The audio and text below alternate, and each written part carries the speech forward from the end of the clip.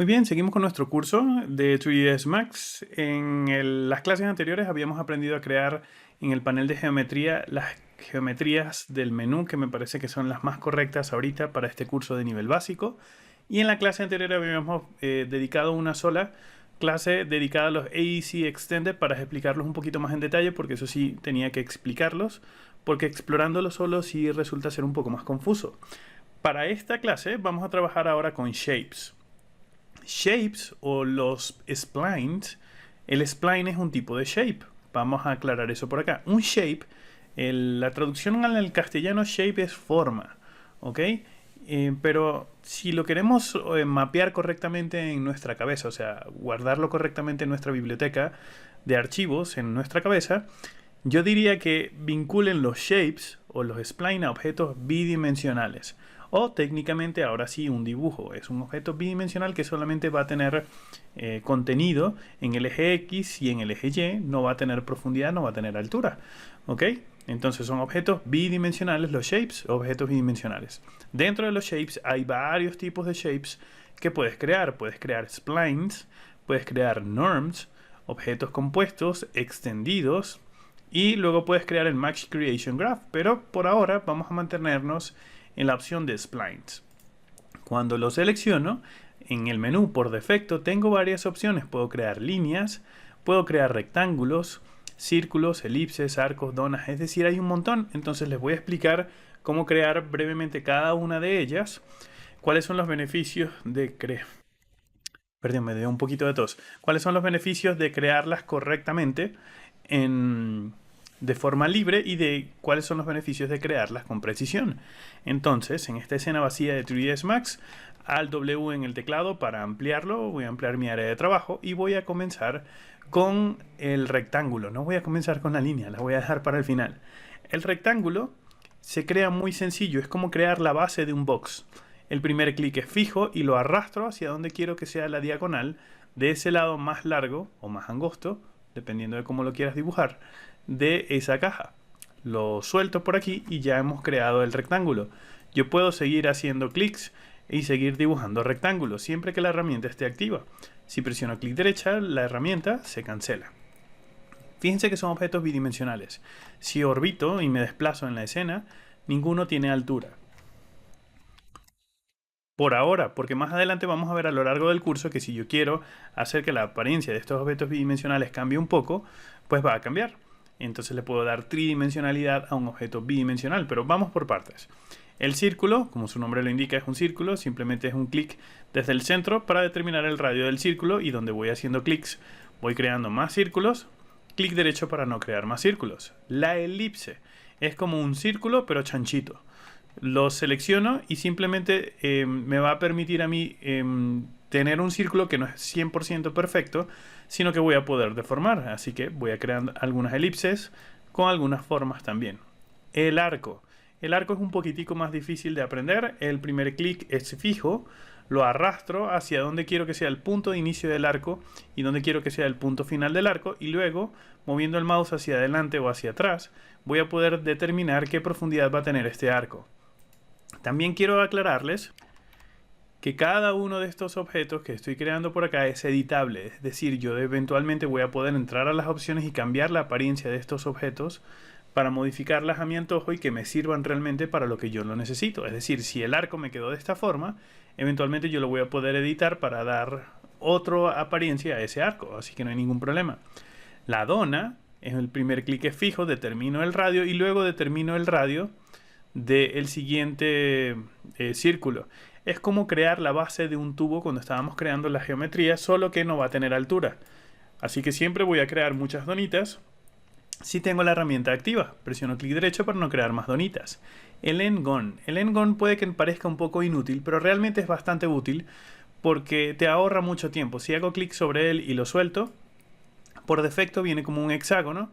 Y donde voy haciendo clic voy a seguir creando hexágonos, pero más adelante en las propiedades vamos a ver que estas propiedades del endgone van a cambiar y puedo elegir la cantidad de lados que quiero que tenga el objeto.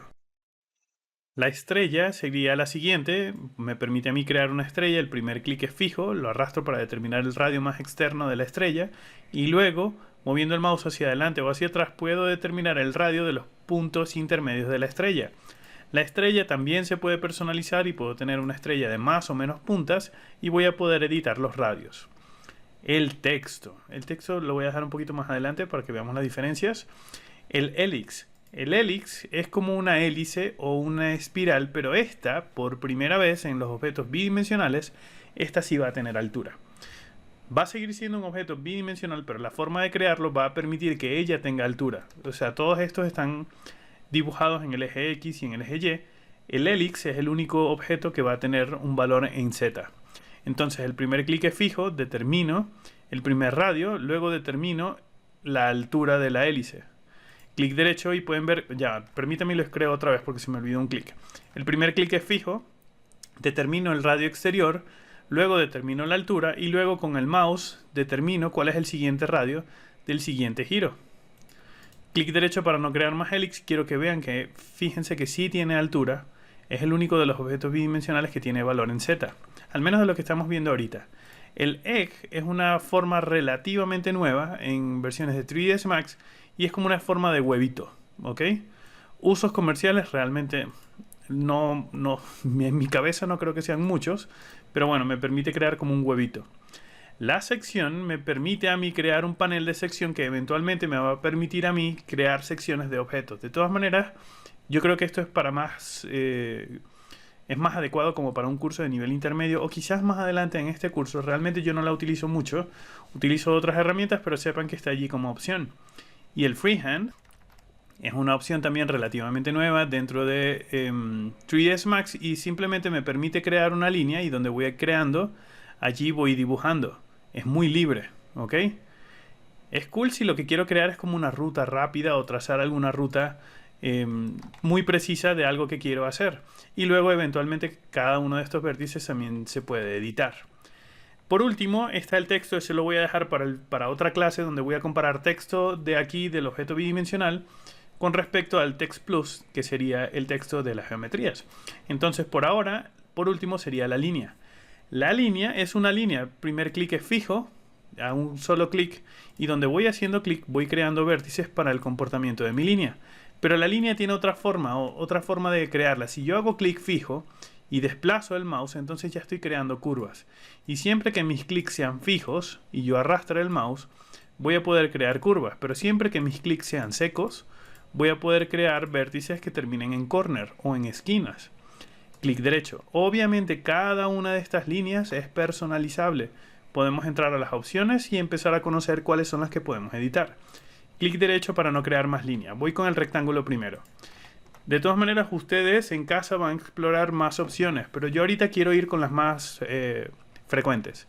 El rectángulo, si me voy a la pestaña de modificadores, voy a poder ver por acá todas las opciones de esta línea. Por ahora, todas las líneas, todos los objetos bidimensionales tienen al menos estas dos primeras casillas, que serían la opción de rendering y la opción de interpolation. En breve, en un par de minutos, les voy a explicar en esta misma clase cuáles son las diferencias entre ellas. Pero por ahora, vamos a concentrarnos en parámetros. Y cada objeto tiene parámetros distintos. La dona tendrá parámetros distintos, el rectángulo, sus parámetros distintos, el huevito, sus parámetros distintos, la estrella, sus parámetros distintos. Cada uno de ustedes explorará con calma en casa. Esa es mi tarea para ustedes para que los conozcan mucho mejor. El rectángulo, por ejemplo, puedo cambiar las dimensiones, el largo, la profundidad, pero una de las que más me gusta es determinar qué tanto va a tener radio esas esquinas, o qué tan suavizado, es decir, no termina en una esquina que termina en corner, en una esquina, sino en un redondeado. Y ese redondeado yo lo puedo determinar con precisión con el radio. Si el radio es muy grande, empieza a generar este error. El radio es tan grande que empuja la línea y empieza a deformar el objeto al punto que se está torciendo sobre sí mismo.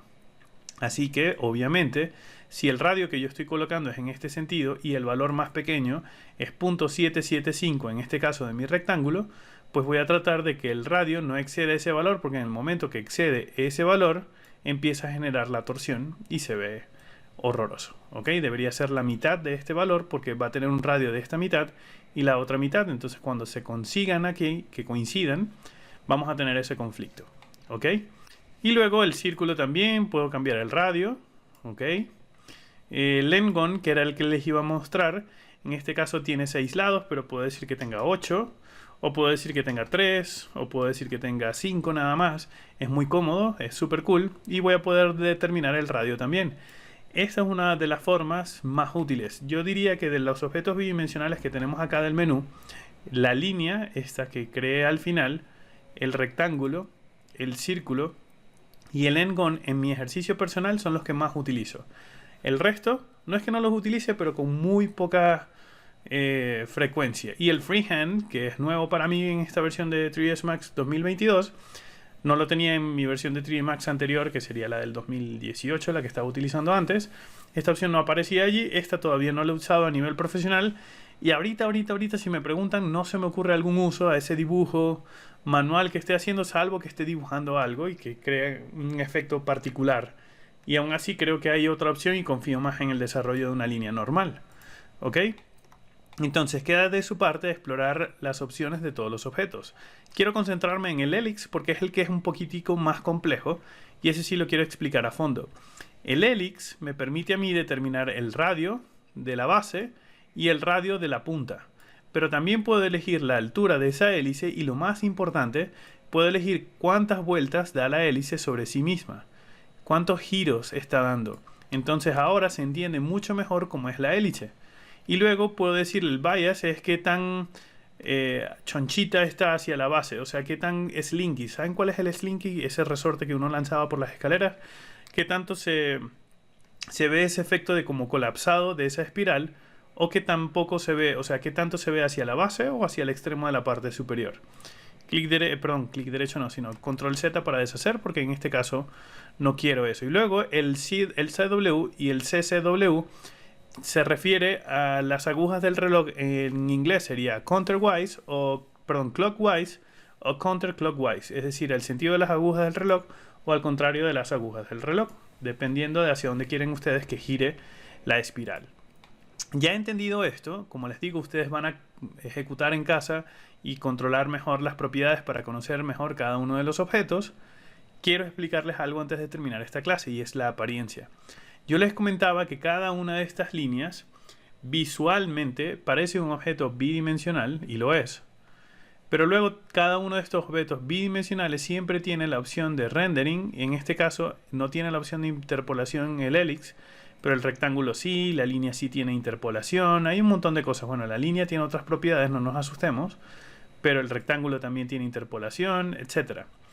Entonces, les voy a explicar de qué se trata. La primera casilla es rendering. El objeto, o todos los objetos que yo tengo ahorita son bidimensionales. Si yo por el momento hago un render, lo que voy a ver es negro, vacío, porque primero no hay luces, no hay cámaras, y los objetos bidimensionales no se manifiestan en render. Todos los dibujos u objetos bidimensionales, por naturaleza, no se ven en render. Dicho de otra forma, los objetos bidimensionales son como el punto de inicio para crear algo más complejo o el punto de inicio para crear una ruta o una apariencia que eventualmente va a ser visible en el render. Es decir, si yo quiero que este rectángulo sea visible en el render, tengo que ir a la pestaña del render y decirle, ok, quiero que seas visible en el render. Pero también siempre activen la opción de que sea visible en el viewport, para que el espesor no solamente se vea en el render, sino que también se vea en el viewport de trabajo. Así, cuando aplico un render, por primera vez una línea que antes era un objeto bidimensional, ahora tiene un valor tridimensional. Sigue siendo una línea, esto es simplemente una de sus opciones, pero una línea entonces ahora se puede convertir en un objeto visible en la escena. Y sigue siendo la línea y sigue teniendo las propiedades del corner, donde voy a poder suavizar las esquinas del rectángulo, etc. Dentro de la opción del rendering tengo otras opciones, tengo la opción radial y la opción rectangular. Hay otras opciones también, pero me voy a concentrar en estas dos. La opción radial, la primera opción tiene el thickness, que sería el espesor. Si yo presiono clic en un spinner y desplazo el mouse hacia adelante o hacia atrás, voy a poder determinar rápidamente el espesor que quiero que tenga esta línea. Luego, si presiono F4 para ver las aristas o la estructura geométrica de los edge face de la geometría, veo que en la sección de este cilindro o de este círculo de forma radial está compuesta por 12 segmentos. Si yo selecciono que sean 3 segmentos, pues la sección va a ser triangular. ¿La ven? Es como un triángulo. Pero si selecciono que tenga 30 segmentos, pues la selección va a ser radial, pero va a ser mucho más pulida y se va a ver menos torpe que, por ejemplo, si selecciono un valor de 8, las curvaturas son bastante más torpes. ¿Qué valores van a usar? Depende enteramente de lo que estén modelando, ¿ok? A lo largo del curso se van a dar cuenta y mientras más utilicen el programa se van a dar cuenta cuando necesitan valores muy cortitos y cuando necesitan valores más esbeltos para que las formas se vean más pulidas. Pero esta es sección radial. Luego puedo elegir sección rectangular. La sección rectangular quiere decir que si presiono F3, si yo corto esta forma, la sección ya no va a ser un radio, un cilindro, un círculo, perdón, sino que va a ser va a ser un rectángulo. Es que estoy grabando con tos y me molesta un poco. Todavía me estoy recuperando post-COVID. Ok, entonces tengo esta opción. Muy bien, sería todo el rectángulo. Se ve mucho mejor de sección rectangular, pero también puedo cambiar las propiedades del rectángulo. Puedo elegir que el largo sea menor, que el ancho sea mayor o menor. Tienen que tener cuidado porque en los radios de giro muy pequeños como estos, cuando aumentan mucho un valor es posible que generen este error. Así que fíjense y tengan mucho cuidado de no pellizcar tanto la forma de que se esté torciendo sobre sí misma. Y luego el ángulo es una opción muy divertida porque me permite cambiar la orientación de esa sección cuadrada para rotarla sobre su propio eje y eventualmente hace que la apariencia de mi rectángulo cambie y se vea distinto. ¿Ok? Es muy interesante, pueden explorar esas opciones. Luego cada uno de estos objetos tiene las mismas opciones. Puedo encender y decirle que se vea en render, que se vea en viewport y hacer algunos ajustes. Incluso la línea más externa que tenía por acá tiene otras opciones porque ya es una línea editable, pero si me voy a la opción del rendering sigue teniendo esas opciones para que se vea en el render. Y ahora si yo presiono render, por ejemplo, voy a ver cada una de las formas que he creado, que son formas, son objetos bidimensionales, pero en este caso les estoy diciendo que se vean o se manifiesten con las opciones de render. Por último, aquellos objetos que tienen curvaturas, como el rectángulo en sus secciones radiales, o la dona, o el círculo, o la elipse, o el mismo huevito, tienen una pestaña que se llama interpolación. La interpolación es básicamente qué tan correcta es la curvatura que va a tener ese objeto. Interpolaciones muy bajas, como 2 por ejemplo, hace que el nivel de curvatura o lo preciso o lo lindo que se puedan ver, lo esbeltas o lo precisas que se puedan ver estas curvas, sean muy torpes. De hecho, si lo bajo a 1, que sería la menor expresión, es tan torpe que ya no pierde ese efecto de circunferencia suavecita y ahora se ve como un octágono que está repetido sobre sí mismo. En cambio, si estos steps los llevo a 12, que es como viene por defecto, la curvatura se ve mucho mejor, pero si los llevo a 50, la curvatura va a tener tanto nivel de detalle que se va a ver espectacularmente suave. Lo mismo sucede con esta línea. Fíjense que tiene una curvatura por acá, porque la hice de esa forma. Minimizo la pestaña del rendering, minimizo la pestaña de geometry, y por acá en el fondo está la interpolación. Entonces lo que voy a hacer es tomar estos puntitos y la voy a arrastrar y la voy a poner justo debajo del rendering para que por lo menos se mantenga ese mismo esquema como el resto de las formas para que sea más fácil para mí de ubicarla. Entonces tengo rendering y tengo la opción de interpolación. Y nuevamente, como les digo, interpolaciones muy bajas hace que las curvaturas sean muy torpes, pero interpolaciones muy altas hacen que las curvaturas sean muchísimo más suavecitas. ¿Cuándo utilizar valores de interpolación? Depende, porque cada uno va a hacer que la escena sea más pesada. Ahorita es muy ligero porque tengo una sola línea, pero si tengo 80 de estas líneas y 80 de estas líneas están clonadas como instancia, cuando cambie la interpolación de una van a cambiar todas las líneas, las 80 copias por ejemplo. Y si todas tienen una interpolación de 1, pues el cambio se hace muy rápido y el viewport de trabajo se sigue moviendo muy fácil porque se hace cómodo. Pero si las llevo a 50 por ejemplo, imagínense que tengo 80 copias, pues entonces Trimax se va a empezar a colgar un poquito y quizás el viewport de trabajo no se empiece o no se sienta tan fluido como se está sintiendo ahorita. Entonces, dependiendo de la escena, la cantidad de interpolación que vayan a colocar. Por último, ya para terminar, me gustaría darle un poco de cuerpo a esta hélice, a este helix, y pueden ver que este helix todavía no tiene la opción de interpolación. Y yo, oye, ¿dónde está? Yo quiero tener eso. No tengo la opción de interpolación, pero tengo la opción del rendering. Entonces puedo decirle por acá que se vea en render, que se vea en viewport, y puedo determinar el espesor.